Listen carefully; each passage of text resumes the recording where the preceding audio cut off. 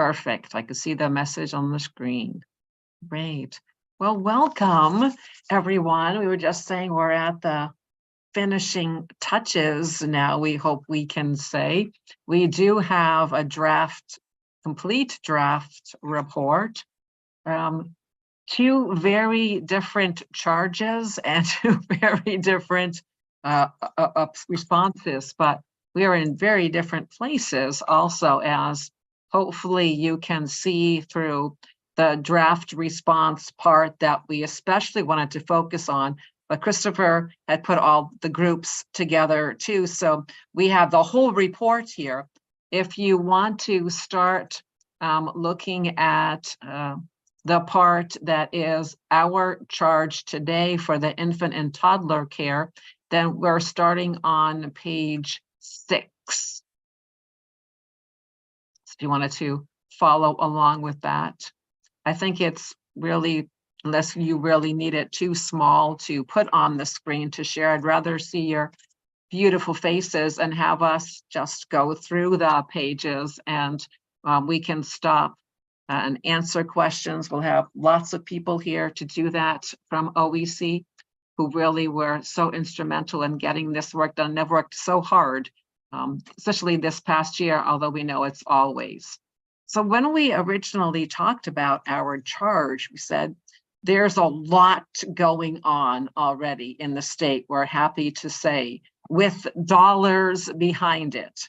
So that's why we talked at one point about the state having and coming out with the Blue Ribbon Committee, which had the charge of looking at all of this, and at one point it seemed to be similar to what our charge is. So we have found a way, we thought, to put these two together. Going back again to page 6, you can see that there is significant dollars here put in already, and then more was added. So the $25 million that you see at the very beginning of our under the charge, really then you add 70 million to be put in for all the other reasons that you can read and how it was distributed here from July, October, December, February, and really a great process with so much work to try to get more people who could serve infant and toddler needs. And a rigorous process, of course, because we need to be sure our young people are being well cared for. So a lot has been happening with these people that you see right here. We're so happy to have you join us, knowing how busy that you are. And there are family care homes and family care centers, as well as child care centers, and then there's group child care. So all of those were able to apply, and spaces were awarded, as you can read most recently on page 8 in February. You know, they awarded 783 spaces to try to get more licensed people who can serve our infant and toddler needs. There is still not, all of the needs are still not met, but wow, what a great progress. So much work has been done.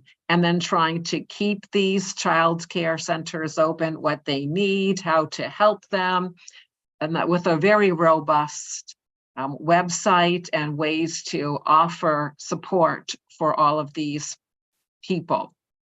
And you can read then on page 9 about some of these resources that are there now.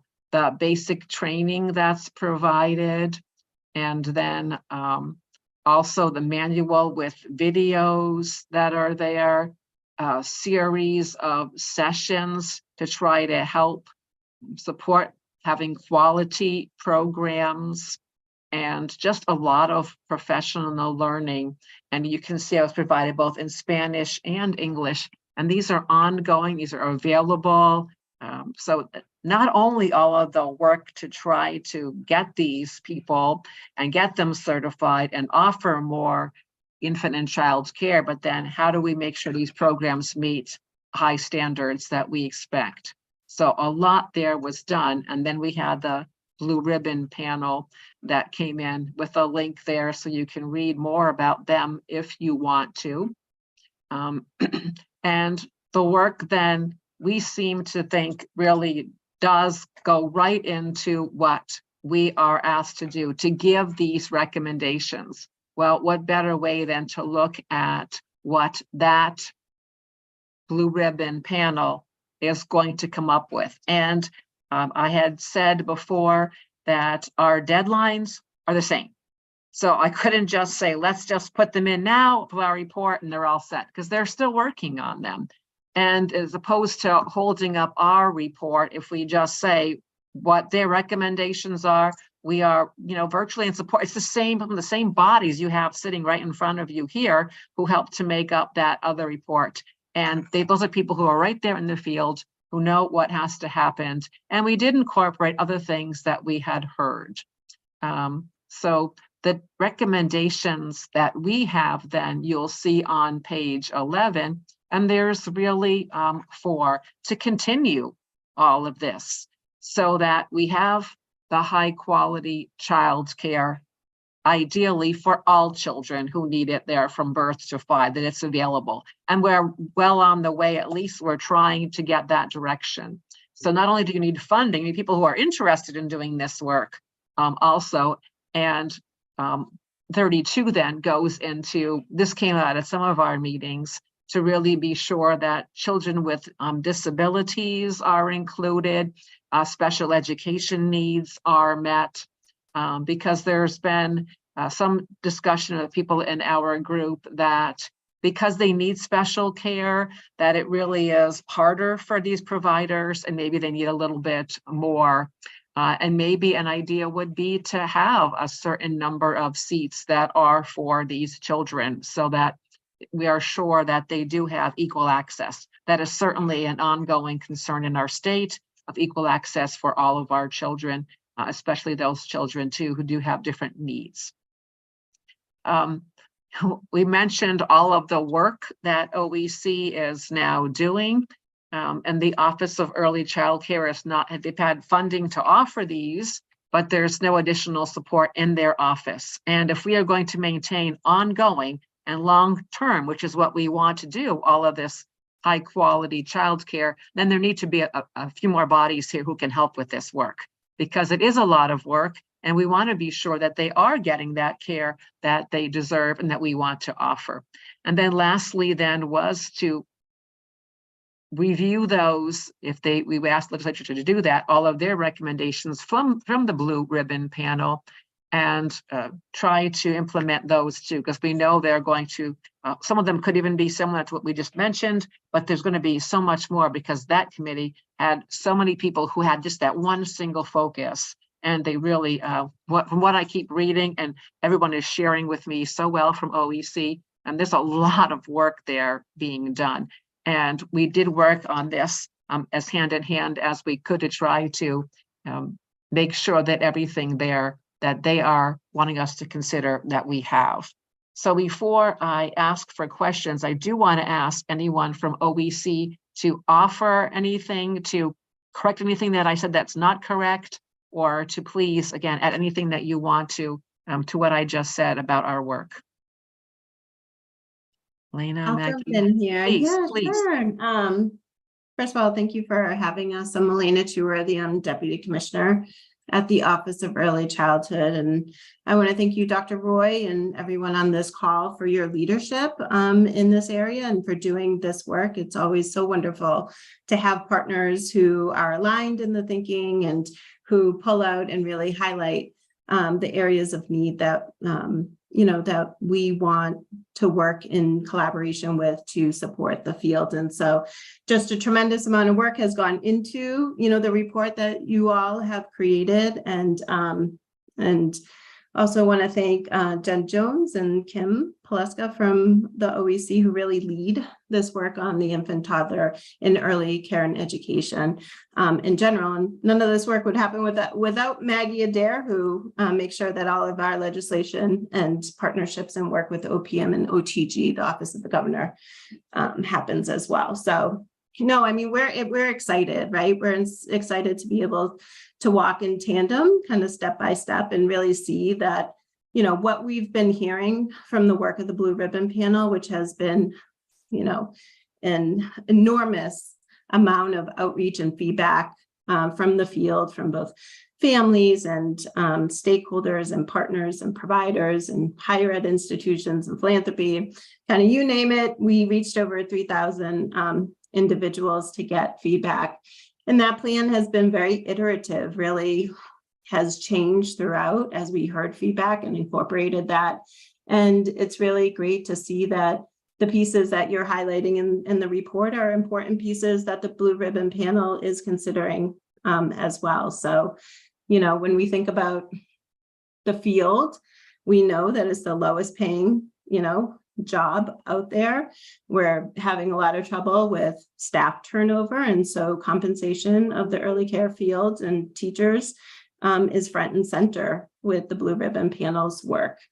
And then the expansion, right? Access, equitable access for families is extremely important to the work of the Blue Ribbon Panel as well. And so a lot of these pieces are built into your work too. So we are in the midst of finalizing the Blue Ribbon Panel kind of report. We have a meeting on November 1st with the panel members to review and kind of, you know, move forward a final product that will go to the governor's office. And, you know, there's a lot of twists and turns that can happen after the report is submitted, and really figuring out how to move that report forward and the recommendations within. So just a huge thank you. And I think there's going to be a lot more to come. Yeah. Anybody else from the team want to jump in? I think you captured it well, Elena. Yes, thank you. So you can see when we said, all right, maybe we should talk to people, but wait a minute, we're talking to people already. You know, 3,000 people is a lot of people, you know, so why duplicate that work? But we're hoping that between the governor's Blue Ribbon Panel and then this work in the legislature asking that we'll really say, hey, these things are important to all of us and to all of these people, and maybe we'll help just give all that great work that you've done a little bit more, a few more legs or a little bit more of a lift so that it does actually make that ongoing difference. It's been such a positive difference already. It really has. And we know that if we want students, I mean, when I look at kindergarten expectations now and what they used to be, they are not in any way similar. So we offer actually a year in between, you know, preschool and kindergarten, an early K program, because there are so many expectations. So if we want our children to not only have that quality childcare, but to actually keep learning things, you need to have people who are experienced, who know, who are certified, who are licensed. And it really, those are when their minds are so ready. So thank you for all that great work that you're doing. And we're hoping that together, that this really does make a difference. And you can see by looking at the work we did last year, we thought that it had made a difference. So now, uniting all of this energy together, how can it not continue to make that difference that we long for? And that's why you do the great work that you do. So then anybody else with a question from what we've said or any other thoughts you might have, you've got the speakers here. You've got everyone you could finally ask or want to ask right here in front of you. Please, what's on your minds from what we just said?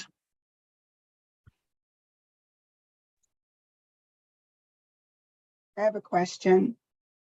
Go ahead, Roseanne. And it's, I'm sure that this has probably been included, but what about the kids that are coming from bilingual families? And how would that be handled with all the new changes that you might be doing, or maybe it's already, been discussed? Or... Yeah, so not specifically, I think, in this report is that detailed, but when children from multilingual families join programs, OEC's goal is to make sure that we have, you know, communications and things to providers in their home language. So if they know what's expected of them as working as a partner with OEC, and then they're able to best communicate with their families. But I don't know, Dr. Roy, if we believe there's a place in here to mention that. I mean, many of our family childcare providers are Spanish speaking, and OEC is really being very intentional about everything we do has to be in English and Spanish, because those are the folks that we're reaching first thing, boots on the ground. So it is, you know, an intentionality of ours. Do you think you are, or could you use more support in meeting the needs of multi-language learner families? I think we'd say yes to everything, right? I always think that it's, oh, do you mind if I jump in? Please. Okay, so wonderful to really frame, right, multilingualism as an asset for young children and families, and really underscore that piece, right, to it. I think is always a really helpful thing if you were to want to include, you know, some language in your report. I think that that's, you know, children learn best in their native language, and families, you know, should be supported to support their children in that way too, as well. So I like the way you said that. So one thought that came, and maybe it's not what you meant, so please let me know, but it is an asset to be able to speak more than one language. And we tend to focus on that more because we don't have a lot of teachers certified to teach language to younger children, even though we know they learn best always when they're young and they just keep on learning. Would it be too much to say to try to continue to support or to enhance the learning so that, I'm not getting the right word, I got to think of a different verb, but so that all learners can benefit from the multi-languages that are available in these programs, something like that?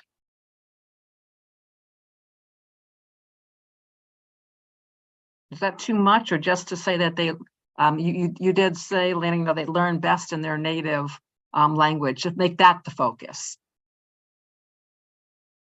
of another recommendation? Yeah, I mean, I think what you said makes sense, potentially to include in there. I just think it's a wonderful kind of philosophical approach as well to just underscore the fact that, you know, it's an asset, and as the brain develops with, you know, in the early years, you know, being able to support that growth and development with these opportunities is great. I will work on that and add another one that we can talk about next month then along that lines. It is so true. And when you look at high school, the Honor Society for Languages at the high school level is about those people who know more languages, have more gifts. And we don't want to ever forget that, to always honor people for whatever unique qualities they have. And that language, ability to speak more than one language, is so important. And we don't want to make it a problem because they have another language, but more an asset. So wonderful. Thanks for bringing that up, Roseanne, as well, so we can include that. Yeah, thank you. I was just thinking, you know, that is the time when the kids are young to learn. They really learn the languages then. I'm sure you people know more about it than I do, but boy, if they could get it so not only the kids who are, you know, having a second language, but the other children who don't know it can learn it and pick it up. I just think that more needs to be done. Thank you. You're right. And I don't know, universities though were having, I don't know how to frame this, if it's that they were having difficulty with getting students who wanted to major and learn the languages, or if they didn't have teachers or professors to teach it, I'm not sure, but they are producing fewer teachers for us. I don't know the reason.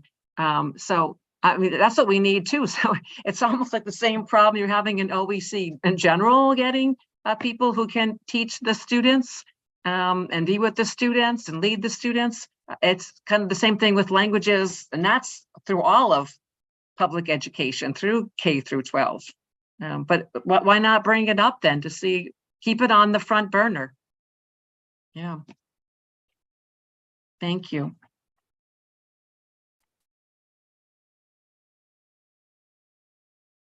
Anything else?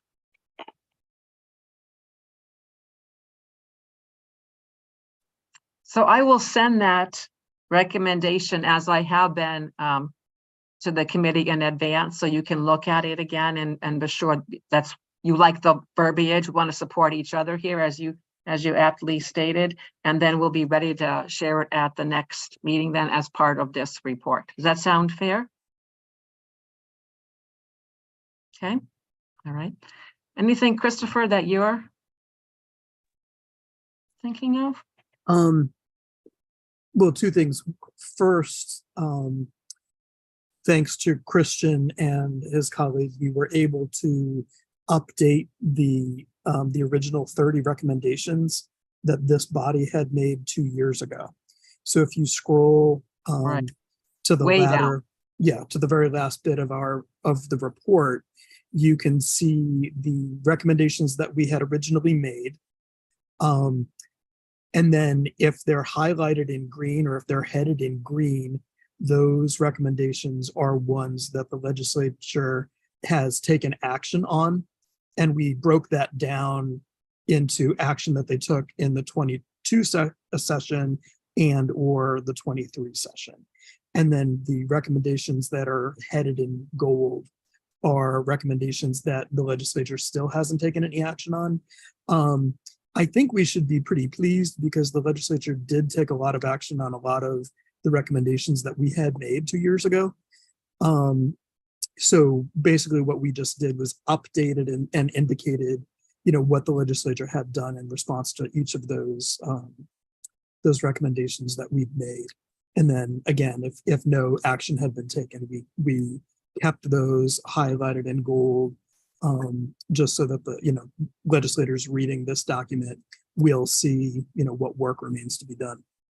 Thank you. So then after all of those, then I added our new charge and what will become 5 then recommendations after that. So adding them as I did in the body of the paper that we just talked about, 31, 32, 33, 34, and I'll add a 35th. And maybe put that 35th one. Maybe I'll move some down so that 35 is the blue ribbon panel still, and put the one with the languages by maybe toward the top there. And we'll put that one in there so that they're in 2 places for us, because all the recommendations we can keep together, but what are the specific recommendations of the charge? Going down to page 62 seemed like a long way to go to find them. So we put them in there 2 times. Yes, thanks for bringing that up. So then I don't know if anyone has had the chance to kind of read it all together and see what your thoughts are. Let's say it does read differently, but the charges are, different charges as well. I mean, one was feasibility and one was to actually make recommendations. Right. And so, I think this working group, when we had begun our work on this charge just a year ago at this time, Right. I think we entered into the work feeling like we weren't likely going to be able to make clear-cut recommendations for what the state or districts should do, given, the different circumstances on the ground in different districts. So, what we did in this report was sort of talk about, you all have seen most of this report at our last meeting, but basically it was just a recounting of what we had heard from the various stakeholders to whom we had reached out. And then beyond that, a précis of the literature on adolescent sleep needs and on impacts of school start time changes. But then also talking about sort of education policies sort of at a larger scale, because I think the real danger here is that, you know, the legislature or CSDE could decide to mandate something that isn't sort of tenable for districts to do. And so rather than sort of making a clear-cut recommendation, we provided a bulleted list of sort of considerations and findings for both the CGA and individual school boards to consider. You know, beginning with the fact that it's not as simple as talking about adjusting school start times, because if you do that, it automatically means changing end times, and end times is really where the trouble begins for a lot of schools and districts and families. And so we just, I just sort of itemized each of the major concerns that had arisen, so that if the legislature does decide to look at this, or if individual school boards decide to look at it, you know, they'll have these things top of mind. So I don't want to interrupt, but Deputy Commissioner and Director from the OEC, if you are set for today, please don't feel you have to stay. We'd love to have you, but I know you have a lot to do, and we're probably talking about the whole report now. So again, you're welcome to stay, but I really thank you, and we really thank you for coming today, and understand if you want to sign off. Great. Thank you very much. It was a Thank pleasure. you. Thank you. Thank you so much. Thank you. I value everyone's time, so we understand. Thank I mean, yeah, you're welcome. Thank you. So it's very clear, you know, what the findings are, and what you, and there's quite a few of those bulleted points that you made. So I think, you know, we've got it all here. I'll add just that one other recommendation. Is there anything else anyone wants to add or ask about any part of the report?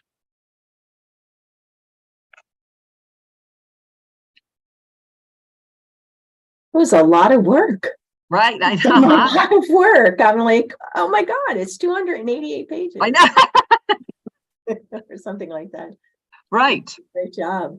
But we were, Absolutely. or I say we, but Alicia was smart this time by making sure that we didn't end this report with a recommendation that we be allowed to continue. So, But I do think that this report should be submitted. I know it's going to legislators, but there's also the Transforming Children's Mental Health Committee that the Tao Institute for Justice is sort of the administration of. Once it's finalized, I'd love to be able to ask you to pass it forward to them so that they don't have to redo all of the work. And, you know, certainly we could bring it to the Behavioral Health Partnership and other places who are also struggling with these questions. So Excellent. Yes, spread the wealth around. All of this report, please. That's what we wrote it for. Get it used. Happy to share.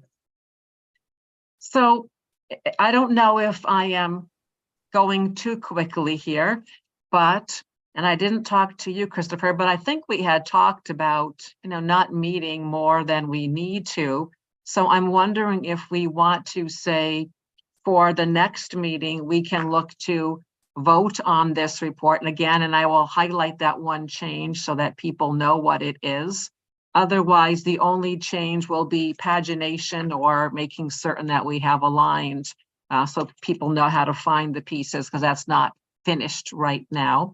And there are a couple people that Christian's checking up on to be sure that they are approved by the legislature or where we're at as task force members. So we are certain to include everyone and make that change about Mr. King and putting him in place there. Whatever we have to do about that, Christian, to make sure we're okay there, please. So we can finish this report possibly and have it approved so that next month, Alice, you could take it. We would be we would be ready to pass it on. How does that sound, Christopher? I think that sounds great. You know, I think we're in, I think, much better shape than I had allowed myself to think.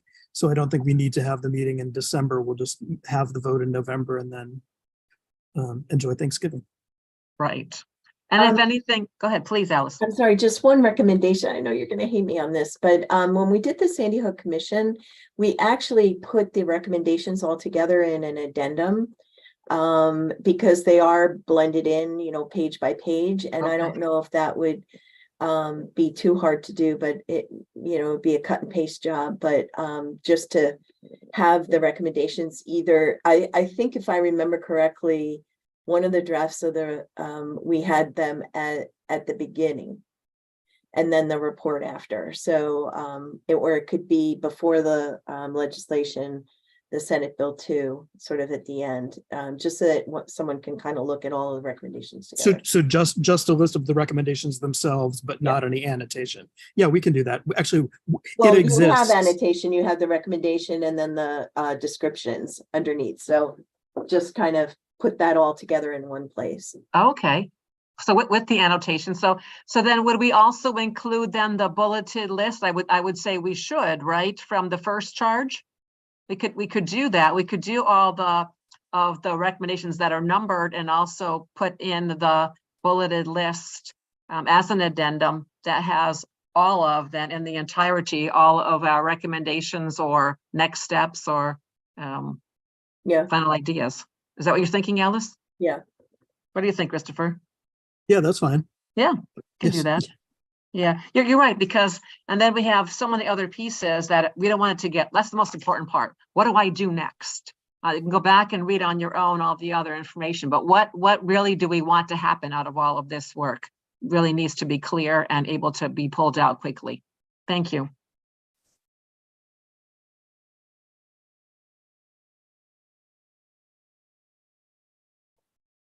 Anything else for the good of the group?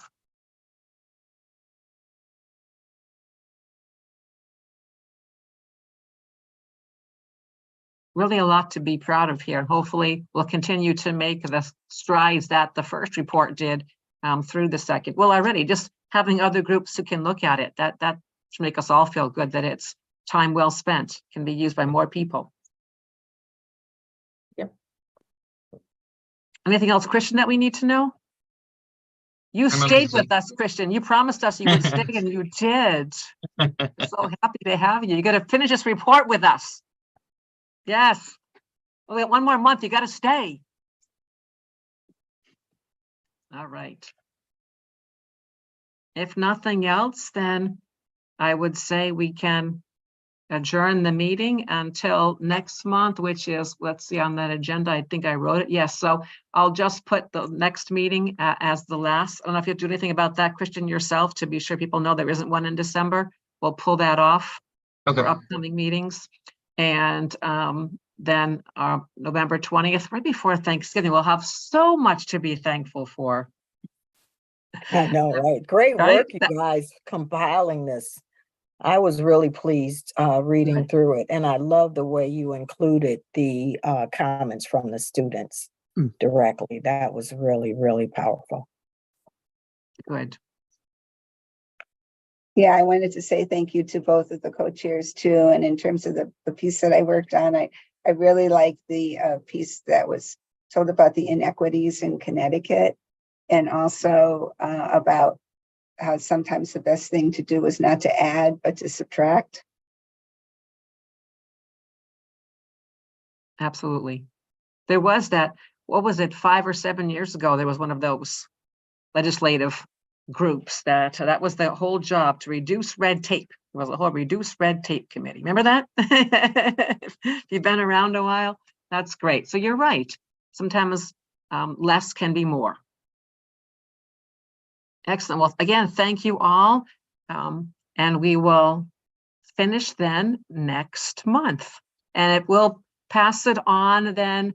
It hopefully will be toward the beginning of the month, but anything, Jennifer, too, that does come out, please do let us know, because we do have that whole month to make that change, or any other changes if something comes out that like things did today that you want to also. So do you know exactly when the beginning of November you're meeting again with the Blue Ribbon? They're meeting on the 1st. So next Okay, so week. it is Yeah. the very beginning. All right. So if anything else comes out, please Yeah. let us know. Absolutely. So Yeah, because maybe there's something else you want us to highlight as we tried to do here, and I'm sure we'd be happy to do that so that it really has that strength to go across to make the difference. All right, everyone, then enjoy the rest of the month, and we will see you on November 20th. Thank you, everyone. Thanks, everyone.